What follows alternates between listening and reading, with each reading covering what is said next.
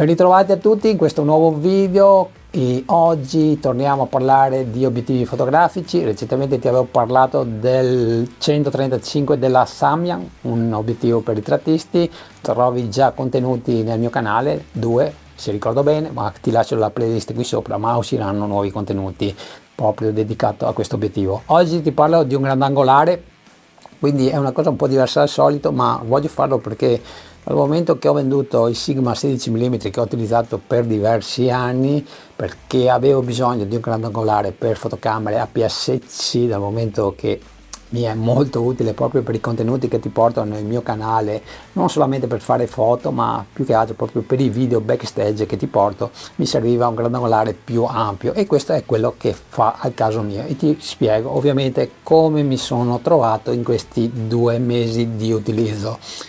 Possiedo già altri grandangolari, specialmente quello che utilizzo con Canon, il 1635 vecchio, 1635 un attacco EF, però praticamente non lo utilizzo mai. A me mi serviva una cosa diciamo più compatta, anche se questo non è il massimo della compattezza, però per fotocamere APS-C.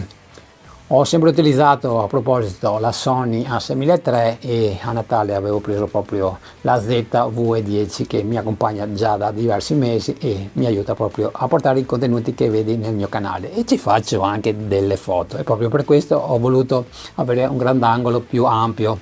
Ovviamente se sei un fotografo di paesaggi, fotografo che si occupa di architettura, questo obiettivo molto probabilmente è interessante anche per te. Partiamo dalla costruzione e anche da quello che troviamo nel barilotto. Innanzitutto il paraluce adesso è in metallo, quindi sono piccoli dettagli ma li apprezzo da parte di Viltrox, ok ragazzi? Anche se io non lo utilizzo mai, però voi dovete utilizzarlo, specialmente con i grandangolari.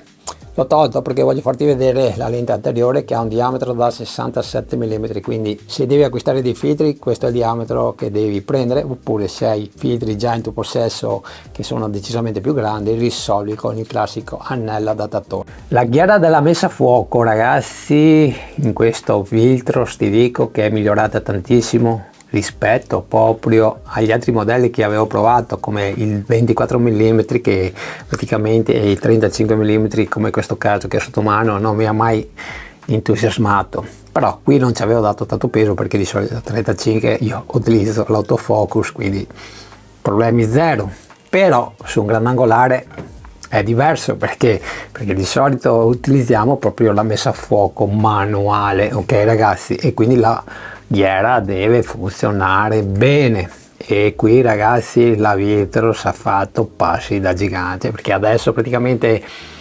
mi dà la sensazione proprio di una ghiera come quella che ho visto su obiettivi premium, ha la giusta fluidità, il giusto attrito, quindi se devi fare anche dei micro spostamenti andrai benissimo. Il barilotto è il classico barilotto in metallo, ti dà la classica sensazione di robustezza. Non troviamo nessun tasto fisico, purtroppo non troviamo il tastino che mi piacerebbe trovare, spero che la Viltrox lo vada a mettere nei futuri prodotti, che serve ovviamente per personalizzare un po' alcune funzioni che possiamo richiamare. Manca lo switch per la messa a fuoco in manuale, quindi devi farlo direttamente dal corpo macchina. Poi c'è la classica ghiera che troviamo su tutti gli obiettivi di Viltrox che serve per aprire e chiudere il diaframma, è apprezzata dai videomaker, non produce nessun rumore, è cliccata, una ghiera che praticamente vuole ricordare gli obiettivi vintage. Molti fotografi so che la utilizzano molto, personalmente io non la utilizzo mai, preferisco cambiare proprio l'apertura del diaframma direttamente dal corpo macchina ed è per questo che mi piacerebbe aver trovato sì questa ghiera che è utile per alcuni aspetti, però che si possa bloccare, perché praticamente ogni volta che vado a impugnare la mia macchina fotografica con un obiettivo della Viltrox che ha questa ghiera, praticamente io la muovo e praticamente passo a f16 sempre, quindi Viltrox per favore metti un blocco. Poi per concludere abbiamo il classico barilotto in metallo, porta USB per fare l'update del firmware. Bene ragazzi, allora fasi conclusive di questo video, rimani ancora un paio di minuti che sono decisamente importanti, anche perché adesso ti vado a dire la mia opinione sincera e vediamo anche aspetti molto interessanti e credo che ti possa aiutare a prendere la decisione giusta se magari stai valutando di acquistare questo 13 mm che ancora pochi conoscono, sono sicuro, e io voglio aiutarti a farti capire che è decisamente un obiettivo che merita tantissimo, ok? Anche perché ricordo, il prezzo può sembrarti decisamente alto, però se lo andiamo a valutare con altri prodotti molto simili capirai che li merita tutti, e spero di fartelo capire in questo video. Adesso io non ti faccio la classica recensione da nerd perché non sono proprio il tipo e neppure mi piace, però voglio portarti la mia esperienza di utilizzo di 2 mesi, quindi ascoltami con attenzione. Ti porto anche la mia esperienza di utilizzo di quasi, anzi oltre 3 anni di Sigma 16 mm che ho utilizzato proprio per portarti moltissimi video che vedi qui nel canale. Ho fatto anche molte foto, è un obiettivo che consiglio, quindi se sei indeciso tra i due ti posso dire che questo è quello che vado a consigliare di più proprio rispetto al Sigma, ok? Sto parlando sempre di un budget sotto i 500 euro. Ci sono in commercio grandangolari prime decisamente molto validi, però sappiamo benissimo che saliamo come prezzo e saliamo di molto, ok ragazzi? Quindi ascoltami con attenzione. Quando ho ricevuto questo prodotto da Vitros le mie aspettative erano decisamente normali. Cosa intendo per normali? Già ho provato obiettivi di questa azienda e nel complessivo li reputo in base a quello che andiamo a pagare proprio questi obiettivi, perché tutti i prodotti che ti ho portato, il 35, 24, il 50 mm, costano dai 3,50 ai 450 euro, quindi sono accessibili a tutti noi, ok ragazzi? E ci portiamo a casa un discreto obiettivo. Quindi ho pensato questo sarà un grandangolare con il classico autofocus.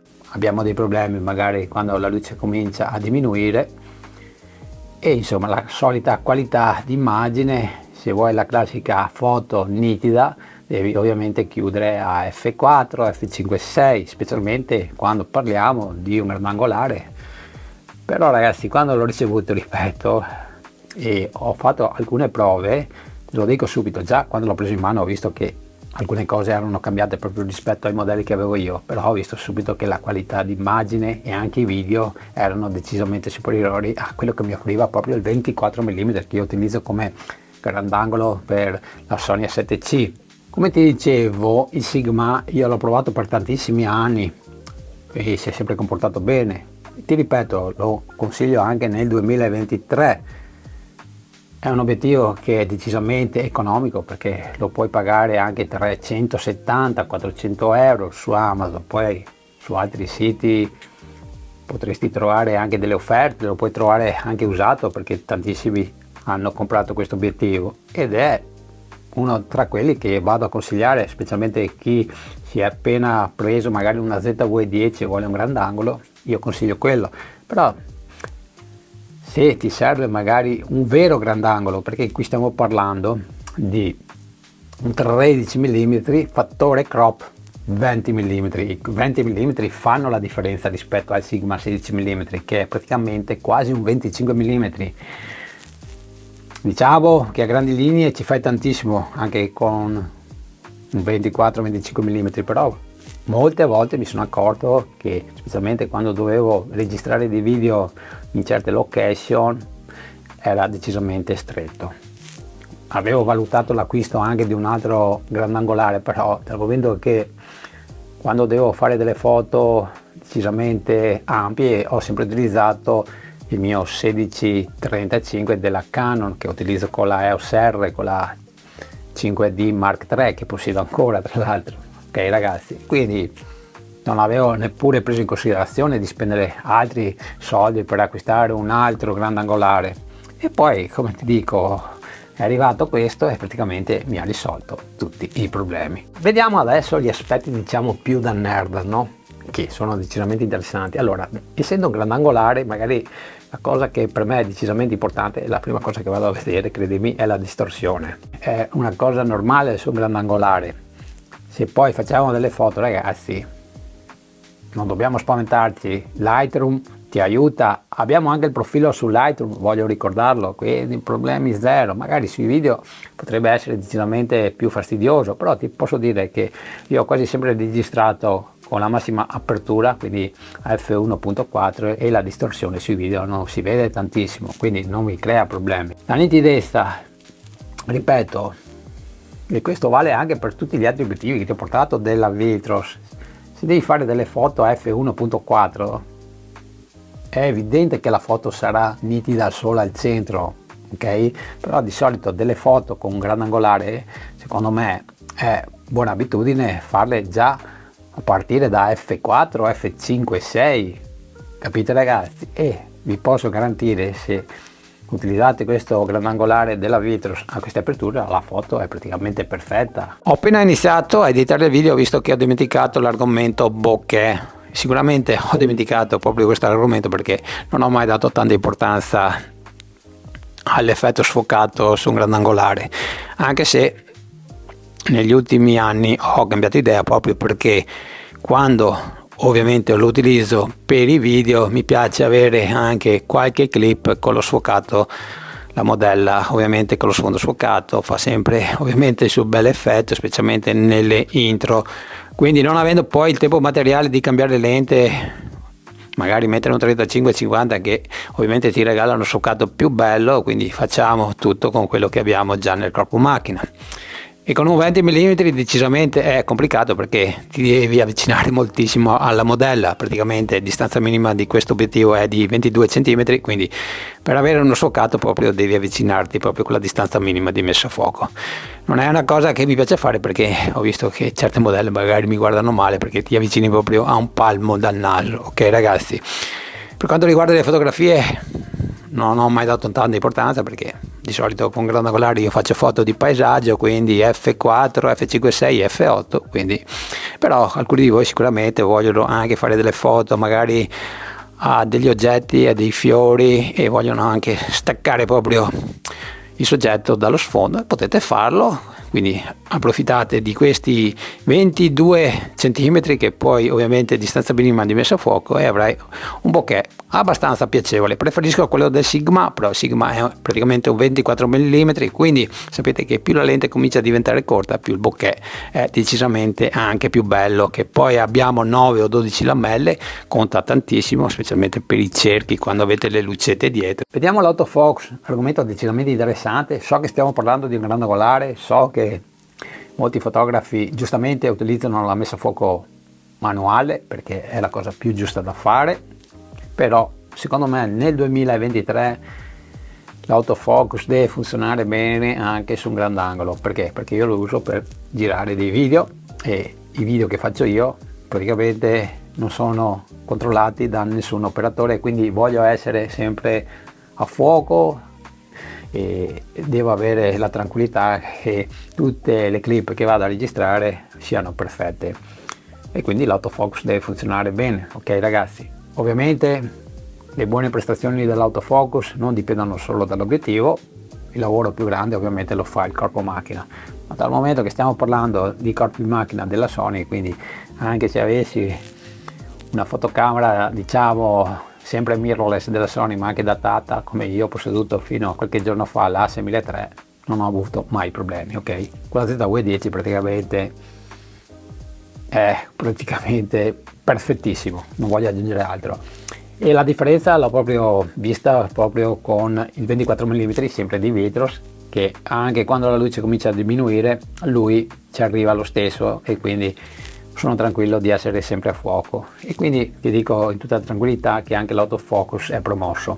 Tra l'altro abbiamo il solito motore che siamo abituati a conoscere proprio sulla Vitros, che è decisamente veloce e soprattutto silenzioso. E per concludere ragazzi, ho lasciato i due aspetti che ho gradito decisamente meno, perché non è privo di difetti. Allora, la compattezza me la sarei decisamente aspettata migliore, anche perché proprio ti ho parlato poc'anzi del 16 mm della Sigma, che praticamente è decisamente un barilotto più compatto e su una fotocamera APS-C sta decisamente molto meglio. Come altezza sono simili, però il peso qui è decisamente superiore, di poco ma lo è. Tutto sommato ci ho fatto l'abitudine e è una cosa che tranquillamente non ti darà anzi non ti creerà problemi. Ok ragazzi, questo tengo a specificarlo. L'altra cosa che ovviamente segnalo è che il prezzo, essendo anche un obiettivo APS-C, rispetto anche ai prodotti per full frame sempre di Vitros, è decisamente superiore, perché attualmente almeno su Amazon, io parto da qui, costa 500 euro e quindi è un prezzo decisamente importante. Rilasciandomi sempre al Sigma 16 mm costa 400 euro. Ricordo sempre però che stiamo parlando di un 16 mm, quindi un 13 mm, quindi fattore crop 20 mm, decisamente molto più ampio. Alle volte posso dire che è decisamente molto più versatile, molto più utile. Ovviamente se tu dopo possiedi altre lenti, valuta a te. Con questo diciamo che puoi coprire più cose. Ovviamente questo è quello che penso io. Però ti posso anche dire che se tu fai una ricerca al di fuori di Amazon lo puoi trovare a 390-400 euro. Io ti consiglio innanzitutto di controllare proprio nel sito ufficiale della Viltros, che molto spesso mette i propri prodotti in offerta con sconti decisamente importanti.